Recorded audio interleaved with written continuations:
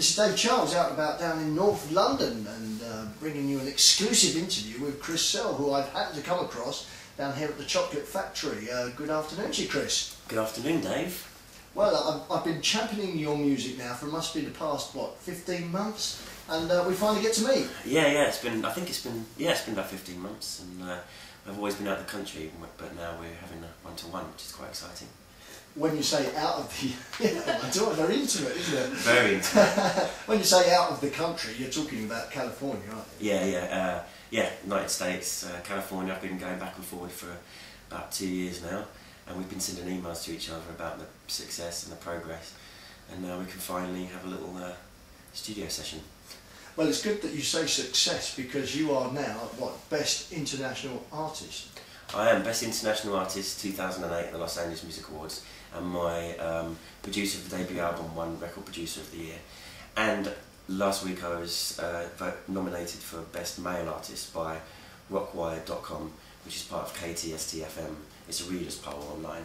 So hopefully when the poll's closing I'll get that too. Okay, so the big question is, how much has it changed your life?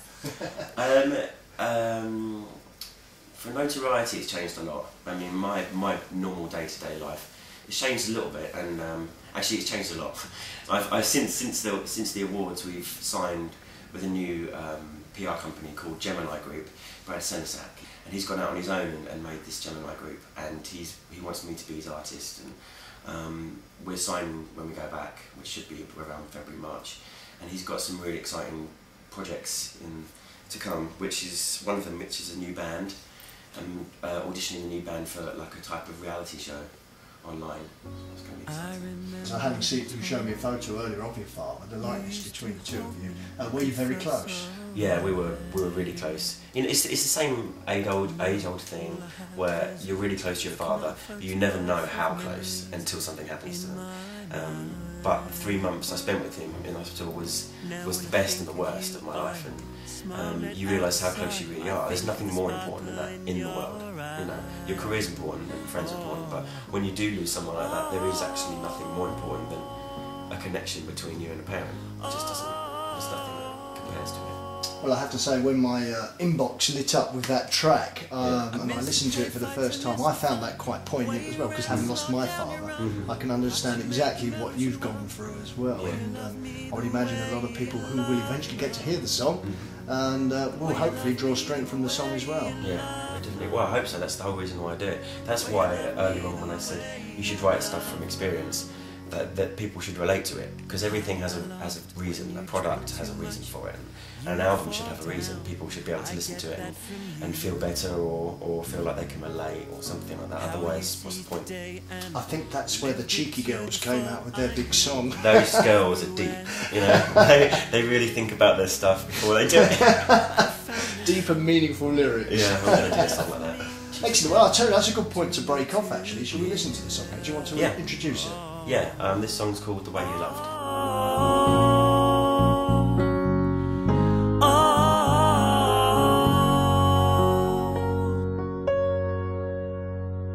I miss the play fights, I miss the fun, the way you ran, slowed down your run, the parts you made, the medals you won, the way you love me, the way you love Mum, the way you love me, the way you loved Mum. We're trying to actually pigeonhole your style, and which we're finding quite difficult. What area would you say you are aiming for, or would you feel you're at? Because I know you've got some remixes you're working on. Would you say you want to go down any particular route of music, or where would you see yourself? That's a difficult one, because I always wanted it to be pop rock, Britpop, but I recently had a call from David Kirshenbaum. He's Duran Duran's ex-producer, and he founded Janet Jackson, and I met him at the awards, and he called me up and he said, your stuff is really, really excellent, but he said if you're going to do Britpop, you should try and really go into that style. Like, if I'm going to do it, you've got to do it good. So we've got to audition a new band, and I'm going to amp it up a bit. I think we're just going to be totally British, totally Duran Duran-esque, and I'm going to be more British. We've got to set it, because if you're going to do a style, you've got to set it as that style. That's why it's hard to pinpoint the style now, because there's a lot of American influences in that as well. Because I grew up listening to loads of different bands. They're not, British bands tend to sing like Americans as well, so when I went out there it was all a mixture, so now we're going to go really English, I think. Anybody in particular that influences your style? 80s, it was solid 80s. There wasn't anybody in that time like Bros that was that major. It was Mr. and Pretenders, Cyndi Lauper. It was loads of stuff like L.A. L.A. is one of my favourite bands ever. The Who, and but in the 80s, a lot of music there was so melodic. Like 70s were different, but 80s there was loads of melody, it was so driven by melody. So I took it all from that, and a lot of musicals as well. Okay, trying to narrow you down even more, can you name some of your favourite songs then? Perhaps we can play one now. Yeah, one of my favourite songs of all time is Time After Time by Cyndi Lauper, and True Colours actually as well, I love that. Broken Wings. We got a 5-hour playlist now. Yeah, by Mr. Mister, and one more, and my favourite song of all time, ever, number one, is Mr. Blue Sky by ELO. Because when I was born, Dad bought that, and he said we had a heat wave, and he ran down to the record store, he was so happy, and he bought this song, and when I was growing up he used to tell me that was my record, so that's my number one. Okay, it's Dave Charles in conversation with Kris Searle. Okay, the album's produced, the copy I've got, is that the album that's going to be available commercially? Yeah, it's available commercially at the moment, but things have been, they're strange because I'm obviously based in America, doing my project out there, and then I come over here, so we have to do everything twice. We had the album launch in Hollywood at the M Bar in June, and then 2 months later it got voted in the Music Awards, so now we've got to release it over here at some point, or maybe release a single after the remix. The reason we're doing the remix first is because we get the word out there faster, and it's a really good way of doing things this day and age, and that's why I've got to have a PR company over here and a PR company in America and a management company here, you know, so everything has to get done twice, but in the last 6 months the people that have got involved with the project are going to be the people that are going to be moving it forward to the masses, and it's working pretty well at the moment. Well, I'll tell you what we're going to do now is listen to another one of your tracks off the album. Which would you say is your favourite song off the album?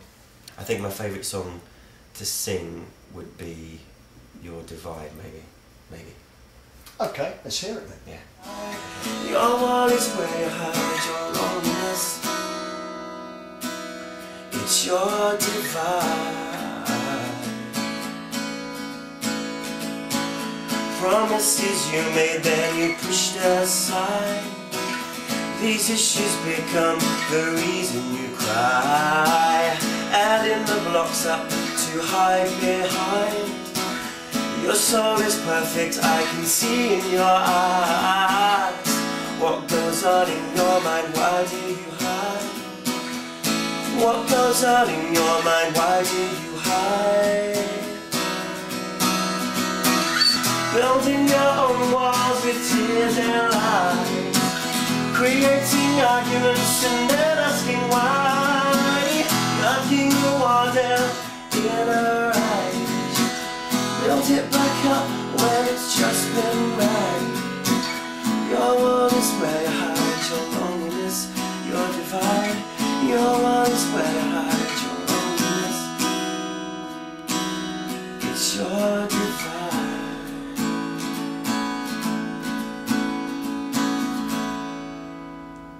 Well, you mentioned your website, mention it again. It's KrisSearle.com, it's Kris with a K, K-R-I-S-S-E-A-R-L-E. It's been great actually meeting you for the first time, first of many hopefully. Yeah, will be. Many, many, many. Good talking to you, Kris. Good talking to you too. Cheers.